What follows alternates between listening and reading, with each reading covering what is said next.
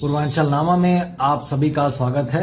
मैं हूं शक्ति प्रकाश श्रीवास्तव और आप देख रहे हैं कार्यक्रम मतलब की बात। अमेरिका से चालाक निकला ईरान।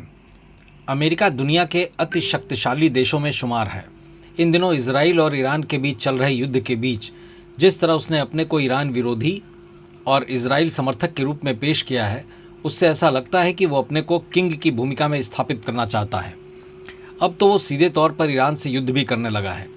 रविवार तड़के अमेरिका की तरफ से ईरान के फोर्डो परमाणु केंद्र समेत 3 परमाणु केंद्रों पर हवाई हमले किए गए।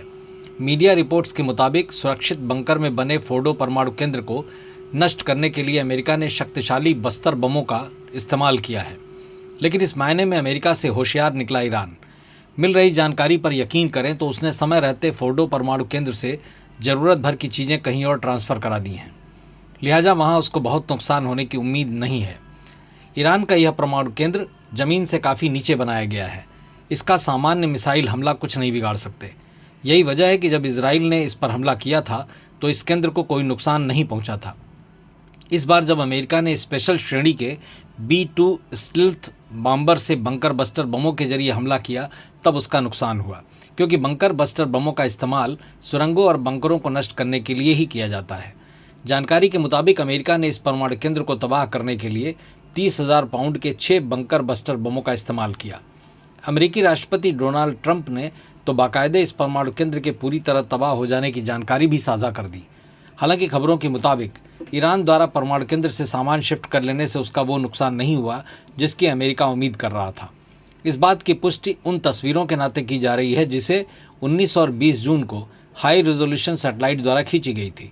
इन तस्वीरों में साफ साफ दिख रहा है कि फोर्डो परमाणु केंद्र के निकट बड़ी संख्या में ट्रकों की आवाजाही हो रही है। 19 जून की जो तस्वीर सामने आई है उसमें करीब 16 कार्गो ट्रक फोर्डो परमाणु केंद्र के पास खड़े दिखाई दे रहे हैं। 20 जून को भी खींचे गए तस्वीरों में भी कुछ ऐसा ही नज़ारा दिखाई दिया।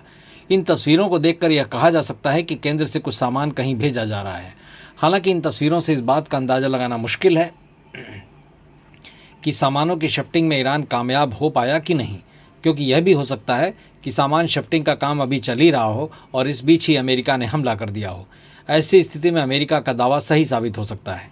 लेकिन अगर ईरान अपना जरूरी सामान शिफ्टिंग में सफल हो गया होगा तो निश्चित ही इसे अमेरिका की बड़ी पराजय के तौर पर देखा जा सकता है। साथ ही यह भी माना जा सकता है कि अमेरिका की तुलना में ईरान ज़्यादा चालाक निकला। मतलब की बात में आज बस इतना ही। कल फिर मिलेंगे इसी समय इसी चैनल पर। तब तक के लिए नमस्कार।